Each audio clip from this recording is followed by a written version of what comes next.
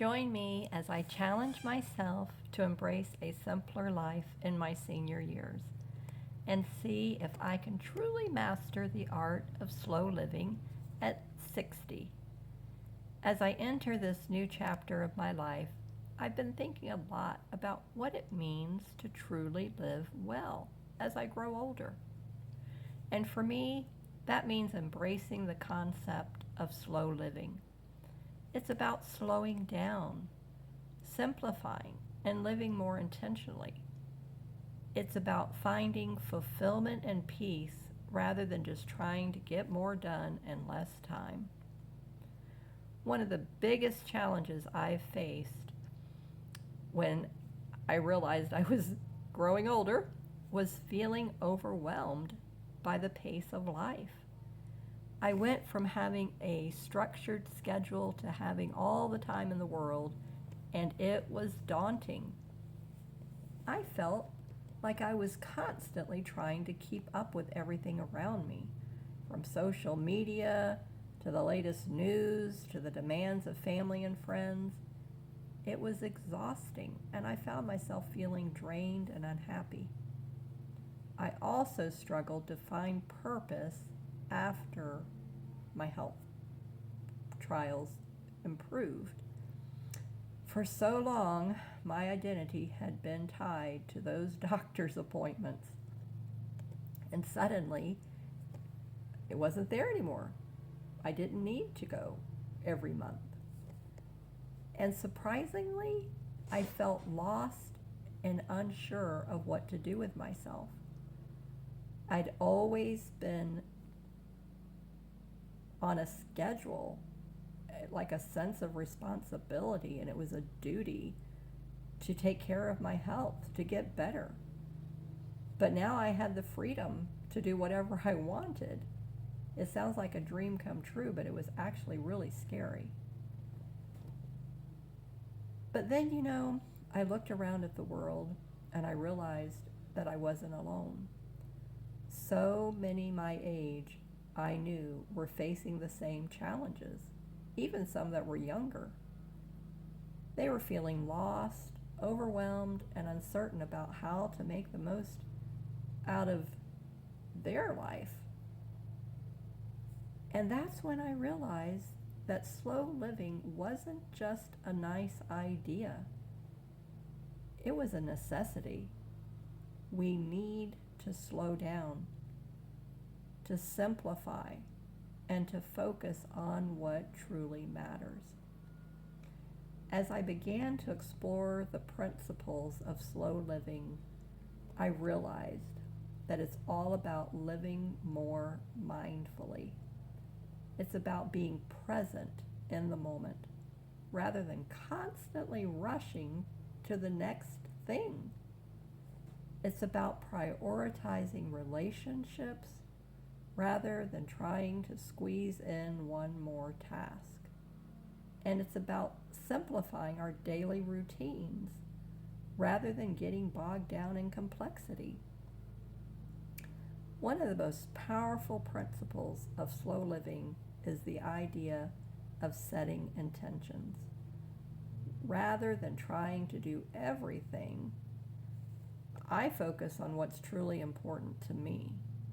I set aside time for the things that bring me joy, whether it's my slow stitching, spending time with loved ones, or simply taking a walk outside. And I let go of the rest. It's not about being lazy, it's about being intentional. I've also started to simplify my daily routines. I used to be a morning person, rushing to get everything done before the day got started, but now I take my time. I enjoy my mornings, my cup of water. I savor my breakfast, and I take a few moments to just do deep breathing. It's amazing how much more centered and grounded and stable I feel when I take things slowly. And one of the most transformative moments for me is when I realized I didn't have to be consistently productive. I didn't have to be achieving something, accomplishing something, or checking things off my to-do list. I could simply be. I am enough. It was incredibly freeing, and it's changed the way I approach each and every day. I think one of the most powerful aspects of slow living is the impact it can have on our relationships. When we slow down, we're able to be more present with the people around us. We're able to listen more deeply, to connect more fully, and to love more freely. And that's what it's all about, isn't it?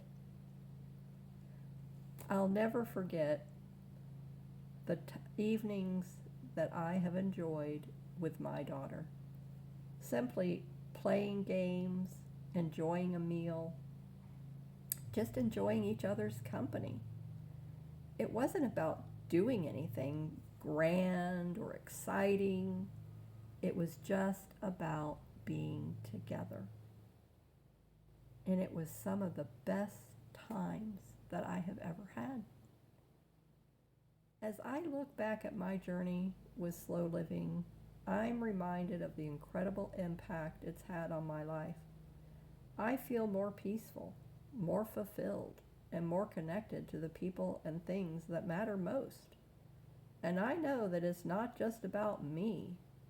It's about the countless women out there who are searching for a more intentional, more meaningful way to live. So I want to leave you all with a challenge today. What would it look like for you to slow down, simplify, and live more intentionally? What would it mean to you to prioritize relationships, set intentions, and focus on what truly matters? Take some time to reflect on that, and I promise you that it will be worth it. I really want to thank you for joining me today on this journey into slow living at 60. So whatever your age is, you might be younger, you might be older. If you've got your own experiences with slow living, I would love to hear about them in the comments below. And if you're looking for more videos on this topic, be sure to check out my other content. You won't be disappointed. Until next time, take care and stay slow. And I hope you've enjoyed my slow living as I prepared my meal.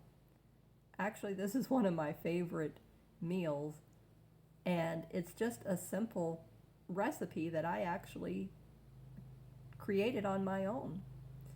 And if you would like the full recipe, then leave a comment below and I'll be happy to send it to you. Just sign up for my mailing list at sunShineMakersClub.com, and you can email me and I will happily send you all of the steps, all of the ingredients, and it's something that you can enjoy. I do cook gluten-free, so this is a delicious gluten-free recipe, and I make my own organic applesauce. Simple and easy technique, and I don't know how anybody else does it, but I have found it to be so delicious, super easy, just the natural sweetness of the apple, absolutely amazing. And so I will be sharing more of my slow living recipes here with you on my channel, and there's lots of slow living crafting videos here on my channel, and I have my health journey videos here on my channel, so I touched a little bit on that in the video, but if you really want to know the full background, then you can check out those other videos. And this is an acorn squash, and I cook mine a couple of different ways, but this one I find is the most simple for me, and I just pop it in the Instant Pot pressure cooker, and it's done in about 30 minutes, you know, along with the time that it actually takes the thing to heat up. So this is just like, I mean, you get your grain in this, you get your vegetables in this, you get a fruit in this recipe, you get two healthy fats in this recipe, and there's no added sugar. The apple's own sweetness is the only natural sugar that's in it. So it's a very heart-healthy recipe, very good recipe for blood sugar. There's no added salt. I do use a little bit of baking soda, but if you notice, I mean, I use like maybe, I don't even know if it's an 1/8 or a 16th of a teaspoon of baking soda. That's all you need. It's an extremely healthy recipe. And if you've noticed, I am a very thin person, and working on that to try to eat a little bit more and add a little bit more of the healthy fats to my diet. But I've always been a thin person, so I think it's just my metabolism and what I eat, actually, because I eat a lot of vegetables and meat and seafood. I do have 3 different grains every week, but I'm not eating bread every day, and I don't eat snacks. I don't eat any in between meals. So I have an extremely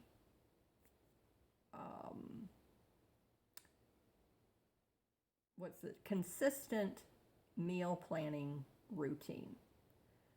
So if you want to see more about that, check out my videos where I do my monthly meal planning journal spread, and I do a 5-day rotation meal planning.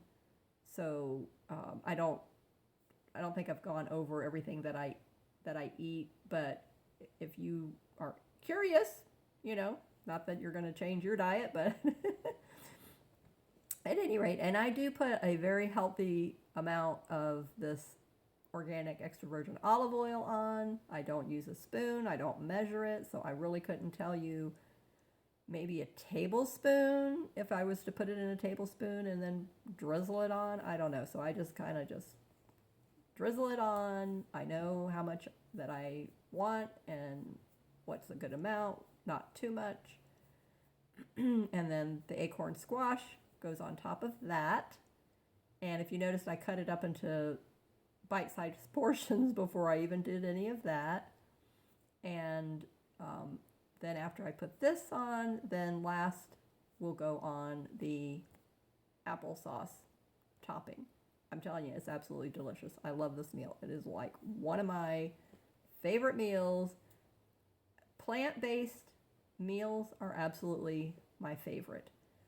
I eat meat because I need the protein for my blood sugar to stay stable, but if I didn't have to, I wouldn't, because they're really not my favorite meals. Fish is my least favorite. I do like swordfish. Haddock, I do kind of like that. I eat whiting. Salmon, those fishes do not agree with me for some reason. Other fishes, I do not like. Catfish, things like that. So I don't eat any like shrimp